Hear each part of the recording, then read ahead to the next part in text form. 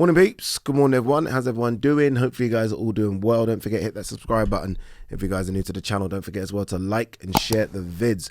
All right, let's talk about Teofimo Lopez versus Sandor Martin. Teofimo Lopez getting the victory by split decision. Let's start with that actually. What did you guys have it? I actually thought Teofimo nicked it. It was close, very, very close, but I thought he'd done enough to get the job done. I thought his work rate was maybe just a bit more than Sandor Martin. I said in the preview that Sandor Martin likes to let fighters come onto him. I said that if you guys watch my preview video.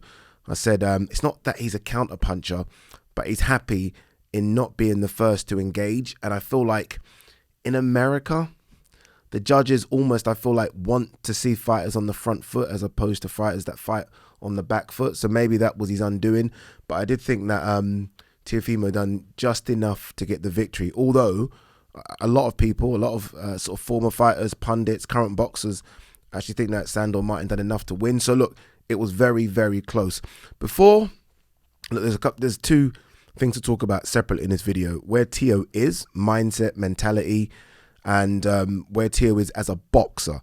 Before we bury him as a boxer, because I think a lot of people have come out now and said he should not fight any of the top guys at 140, maybe have a couple more fights before he fights the likes of Regis Prograis and Josh Taylor, etc. Before we bury him, I do think we need to see Sandor in against other top 140 fighters. I think what we like to do every time the favorite doesn't perform, I feel like we don't give enough credit to the underdog. And Sandor obviously came in as an underdog, and I feel like it's more a case of something went wrong with Teo. What's wrong with Teo, as opposed to, well, maybe Sandor's just a bit better than we thought he was. Maybe, right? He could be that guy. He could be one of those guys that is a bit tricky for any of the guys at 140. And I mean any of them, across the board. Jack Catterall, Josh Taylor, Regis Prograis, any of them. So before we bury Teo, I do think we need to see Sandor in against someone else. Because I think Sandor could just be a tricky customer. Again, I said it, he doesn't engage. He's quite long and range. He's got a very good sort of counter left hook as you come in and you lunge in. He's good to the body. He's literally a 6, 7 out of 10 at everything, right? There's nothing ultimately very special about him, but he's just a very, very good, I'm going to say it now, world level fighter. Before I was like, he's a European level. Now I have to maybe confess that he's maybe just above that.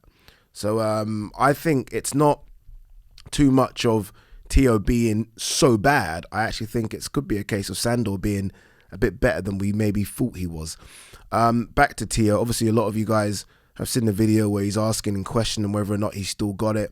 That was actually quite sad. That was actually quite sad. This is a guy that was on top of the world after that Loma win, then came crashing down after the Kambosos win, and I still feel like he's not handled either very, very well. I didn't think he handled victory against Loma very well, because then it was a case of I'm the greatest and blah, blah, blah. And then the Kambosos defeat was like, I didn't lose. You guys are all lying. You're bums. I was like, okay, you've not handled both well here. I think there needs to be someone in that camp that tells him a few home truths. He seems to be almost, it's a bit like Eubank Jr. I remember when Eubank Jr. lost to George Groves and he thought he won. And I remember, do you remember there was a bit of a, I think there was a video where Chris Eubank Jr. is backstage and he's asking the people in the room, go on, be honest, guys. Did I lose? And no one wants to be honest with him. Everyone's kind of sugarcoating it. Sometimes I feel like some of these boxers who have massive egos, and Teofimo's clearly got a massive ego, someone needs to be honest and tell them some home truths. Someone does. I think Teo's a good boxer. I really do. I do think there are things he needs to work on. Like the way I hate the way he jumps in. Like that he kind of jumped in against Sandor and hence the knockdown. And I was like, you're doing it again. Like you're jumping him. Like, can you not see that's what he's doing? He's on the back foot looking for that check hook and you're always jumping in, falling for it. So look, he needs some work. I don't know if he needs work mentally. I don't know if there's something else going on there with Teo, because it always seems to be, or his mindset is like me against the world, and it isn't. It isn't at all. Like he's put a video up on his social media saying, F the haters, we're back on top. I'm like, it's not F the haters. I mean, every time a fighter in and around your weight class fights, you dig them. Like, he went straight after Prograis win, saying, oh, you're this, you're that. Well, if you fight and you don't perform like Mayweather, you're going to get it as well, Teo. And that's all it is. So it's almost like he gives it out, but can't seem to take it. But look, I hope that there's nothing more going on behind the scenes. Sometimes we look at these fighters as just warriors and they can withstand anything and everything. And I look at Teo and I just feel like there might be more going on behind the scenes than we know. I'm not going to delve into someone's personal life and go deep in it, but I do think there might be an issue with the ex-wife and stuff. But aside from that, I just think from a boxing ability standpoint, and I said this, I said that athletically, he might be like one of the best boxers right now. Like, athletically, he's fantastic, right? He can do all sorts of stuff in the gym. I just feel like he might just need to work and sort of work on his boxing skills a bit more. Like, clearly there's a good boxer there. You don't beat Lomachenko if there's not a good boxer there. But I still feel like there is too many changes in the camp. You guys might see that his dad's always in the camp, but behind the scenes, like strength and conditioning trainers, people that actually put game plans together, that changes so much with Teo. And I said this in the video, that he just needs to find a home. Find a camp and that be your camp. So this is my trainer, and hopefully it's not his dad anymore. This is my trainer. This is a guy that puts the game plan together. This is the strength and conditioner. Literally find that home. And maybe go away. Maybe disappear. Maybe, find a home elsewhere. And I mean outside of where he lives. I don't know. I'm trying to chuck a few things at the wall here. But I like Teo a lot. But that performance, not for me. Not for me. It just looked messy.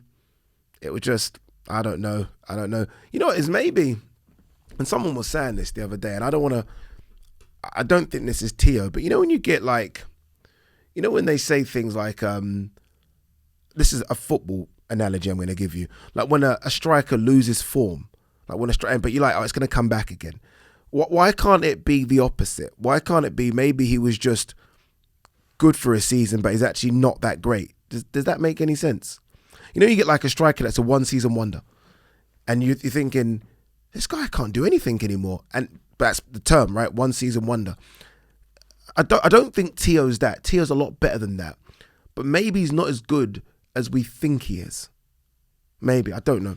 I hope I'm wrong, because I think he has everything to be really competitive at 140 and potentially 147. I just think that there needs to be a big shift in mentality, because I hear someone that constantly makes excuses, constantly just thinks he's the best thing since sliced bread, doesn't accept defeat, doesn't own up to it, doesn't have ownership of it.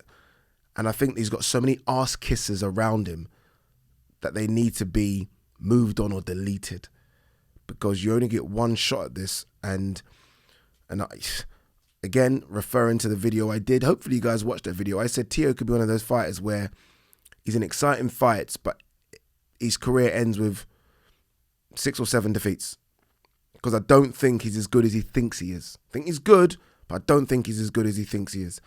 But anyway, look, let's give some credit to Sandor Martin, who shows that he is a world level fighter, I believe. And let's see what he does against other guys at 140, because I think he's a bit of a tricky customer.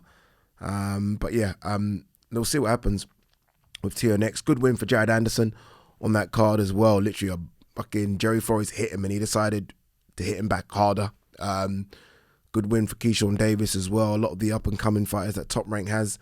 And all those fighters will be looking for big fights in 2023. Jared Anderson has called out Dillian White. I mean, I don't think they'll do that one. There's been talks about him versus Daniel Dubois. I don't think Shane McGuigan's going to want that one either. So he might struggle to get big fights, Jared Anderson, because clearly a very, very good fighter that's got power. But yeah, looking forward to see what all of those sort of youngsters on that card can do in 2023. But more importantly, looking forward to see what Teo can do, because Teo right now, yeah, it's not looking good. Peace and love.